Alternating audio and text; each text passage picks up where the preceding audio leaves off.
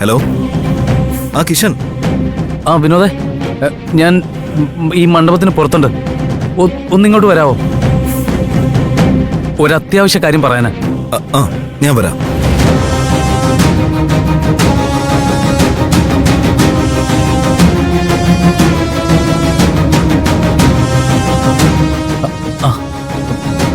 എന്താ കിഷ, എന്താ തനിക്കിനോട് പറയണ്ടെന്ന് പറഞ്ഞത്?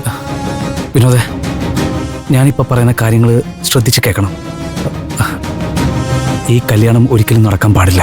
എന്താ നീ എന്തായി പറയുന്നേ? ഈ കല്യാണം ഒരിക്കലും നടക്കാൻ പാടില്ലെന്നോ? അതും ഈ സമയത്ത്? കാര്യം എന്തെന്ന് തെളിച്ച് പറയ് കിഷ. ഇതൊരു ചതിയാണ് വിനോദ്. ഗഗൻ ദേവു ചേച്ചിയെ കല്യാണം കഴിക്കുന്നത് ഒരുമിച്ച് ജീവിക്കാനോ ചേച്ചിയോടുള്ള ഇഷ്ടം കൊണ്ടൊന്നും അല്ല. പിന്നെ ചേച്ചിയെ മുംബൈയിലേക്ക് കൊണ്ടുപോയി വിൽക്കാനാ.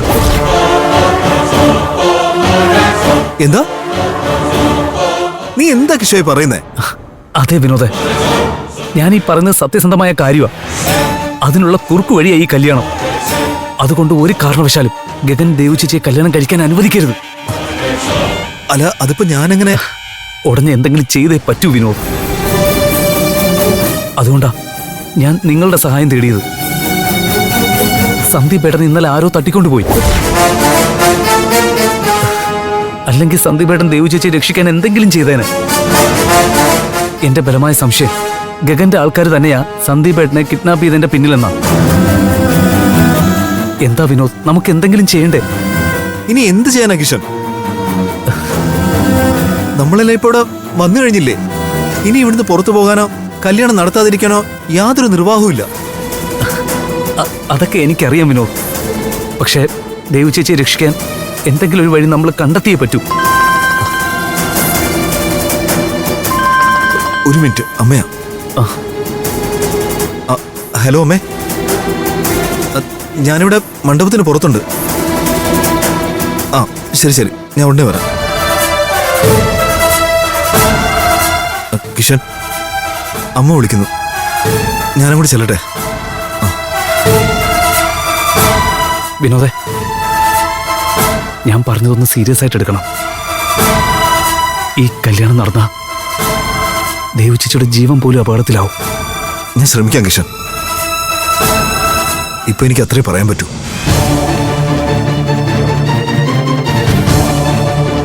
വിനോദും അവന്റെ അമ്മയും ദേവു ചേച്ചിയെ രക്ഷിക്കാൻ വേണ്ടി ഒന്നും ചെയ്യുമെന്ന് തോന്നുന്നില്ല. അഖിലോട് ഇക്കാര്യം പറഞ്ഞാൽ ഒരുപക്ഷെ അവക്കെന്തെങ്കിലും ചെയ്യാൻ പറ്റിയേക്കും.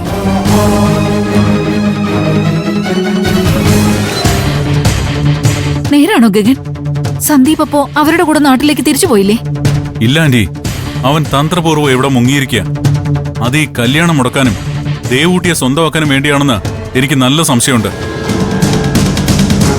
ആന്റി വിഷമിക്കണ്ട, അവൻ എത്ര ശ്രമിച്ചാലും ഈ മണ്ഡപത്തിലേക്ക് നുഴഞ്ഞു കയറാൻ പറ്റില്ല. അതിനുള്ള ഏർപ്പാടൊക്കെ ഞാൻ ഇതിനകം ചെയ്തു കഴിഞ്ഞു.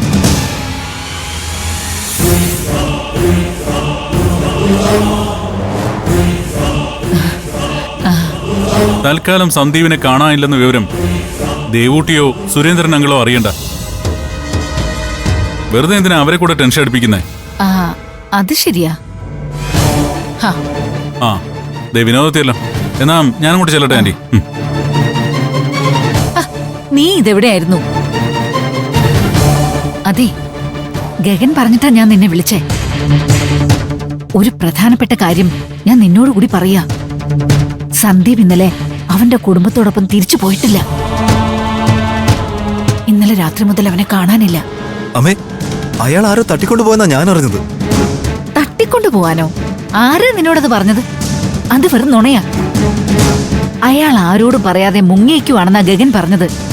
അല്ല, നീ എങ്ങനെ അറിഞ്ഞു? എന്നോട് കിഷൻ പറഞ്ഞു. ഓ, അവനാണോ പറഞ്ഞത്? എങ്കിലത് ഒട്ടും വിശ്വസിക്കണ്ട. അവനും ആ സന്ദീപിന്റെ സൈഡാ. അതെ, ആ സന്ദീപ് ഇവിടെ കയറി വന്ന് ചടങ്ങ് അലങ്കോലമാക്കുമെന്നുള്ളൊരു ടെൻഷൻ ഗഗനും വീട്ടുകാർക്കുണ്ട്. പക്ഷെ പേടിക്കാനൊന്നുമില്ല. അവൻ വരാതിരിക്കാനുള്ള എല്ലാ തയ്യാറെടുപ്പുകളും ഗഗൻ നടത്തിയിട്ടുണ്ടെന്നാ ഇപ്പൊ എന്നോട് പറഞ്ഞത്. ഇനി ഇതെല്ലാം ദേവൂട്ടിയുടെയും കൂടെ അറിവോടെയാണോന്ന് ആർക്കറിയാം. ഹോ, എങ്ങനെയെങ്കിലും ഇതൊന്ന് നടന്നു കിട്ടിയാ മതിയായിരുന്നു.